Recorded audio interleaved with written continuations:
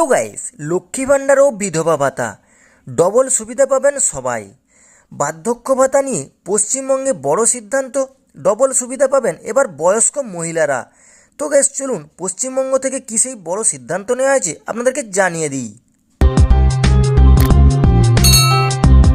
পশ্চিমবঙ্গের বার্ধক্য ভাতা, লক্ষ্মী ভাণ্ডার ও মহিলা ও বিশেষ করে মা বোনেদের জন্য একটি যুগান্তকারী পদক্ষেপ। নির্বাচনের আগেই রাজ্যের মুখ্যমন্ত্রী মমতা বন্দ্যোপাধ্যায় মা বোনেদের জন্য লক্ষ্মী ভাণ্ডার বাড়িয়ে 1000 এবং 1200 টাকা করেছেন, যাতে খুশি হয়েছেন সকল মহিলারা। আর এবার নির্বাচন মিটতেই বার্ধক্য ভাতা নিয়ে বিরাট সুখবর দিল রাজ্য, যাতে বিরাট উপকৃত হতে চলেছেন 60 বছরের উপরে থাকা বয়স্ক ব্যক্তিরা। West Bengal old age pension extra benefit. তো 3 বার মুখ্যমন্ত্রী নির্বাচিত হয়ে মমতা বন্দ্যোপাধ্যায় রাজ্যের মানুষের জন্য অনেক ধরনের জনমুখী প্রকল্প শুরু করেছেন। 8 থেকে 80 সকল বয়সের নাগরিক এর দ্বারা বিভিন্নভাবে উপকৃত। তরুণীদের জন্য যেমন রয়েছে কন্যাশ্রী, রূপশ্রী, যুবশ্রী, মহিলাদের জন্য যেমন লক্ষ্মীর ভাণ্ডার, কৃষকদের জন্য যেমন কৃষক বন্ধু, তেমনই বয়স্ক ব্যক্তিদের জন্য চালু রয়েছে বার্ধক্য ভাতা প্রকল্প, যার মাধ্যমে প্রতি মাসে নির্দিষ্ট টাকা ভাতা প্রদান করে রাজ্য সরকার উপযুক্ত প্রবীণ নাগরিকদের। তো পশ্চিমবঙ্গ বার্ধক্য ভাতা প্রকল্প সাধারণত একজন ব্যক্তি সারা জীবন পরিশ্রম করলেও বয়সকালে তার শরীর আর সঙ্গ দেয় না। এই পরিস্থিতিতে ভবিষ্যৎ নিরাপত্তার জন্য একটি সংস্থান থাকা তো তাদের জন্য আবশ্যক। এই জন্যই চালু হয়েছে বার্ধক্য ভাতা।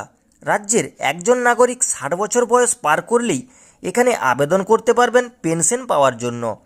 তবে নির্দিষ্ট শ্রেণীর প্রবীণ নাগরিকদের জন্য বয়সের ছাড় দেওয়া হয়। সেক্ষেত্রে কেউ 55 বছর পার করলেই এই ভাতার সুবিধার লাভ করতে পারবেন। পুরুষ নারী নির্বিশেষে যে কোনো ব্যক্তি এই ভাতা পাওয়ার যোগ্য। প্রতি মাসে তাদের নির্দিষ্ট ব্যাঙ্ক অ্যাকাউন্টে এই টাকা দেয় সরকার।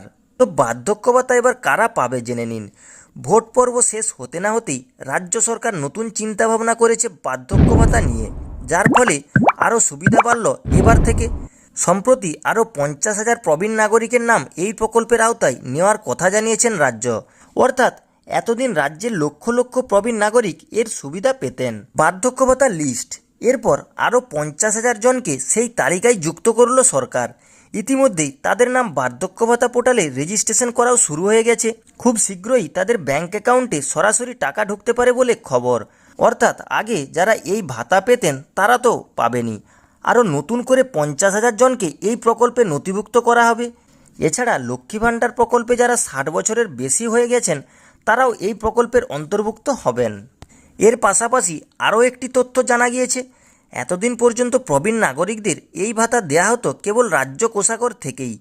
এর কারণে রাজ্যকে প্রতি মাসে 150 কোটি টাকা ব্যয় করতে হতো। এদিকে কেন্দ্রের তরফ থেকেও 60 থেকে 80 বছর বয়সী ব্যক্তিদের জন্য প্রতি মাসে 200 টাকা করে ভাতা দেওয়া হয়, কিন্তু এই রাজ্যের নাগরিকরা সেই সুবিধা পেতেন না। তবে এবার রাজ্যের প্রবীণ নাগরিকদের এই ভাতা দেওয়ার জন্য কেন্দ্রের অর্থকেও কাজে লাগানোর সিদ্ধান্ত নিল রাজ্য সরকার, যার ফলে রাজ্যের উপর থেকে খরচের বোঝ কিছুটা হলেও কমবে। তো গ্যাস এই ছিল বার্ধক্য ভাতা নিয়ে কিছু গুরুত্বপূর্ণ তথ্য। তো গ্যাস ভিডিওটি আপনাদের কেমন লাগলো? যদি ভালো লেগে থাকে ছোট্ট একটি লাইক করে দিবেন। আর গ্যাস এরকমই নতুন নতুন আপডেট সবার আগে পাওয়ার জন্য চ্যানেলটি সাবস্ক্রাইব করে রাখবেন।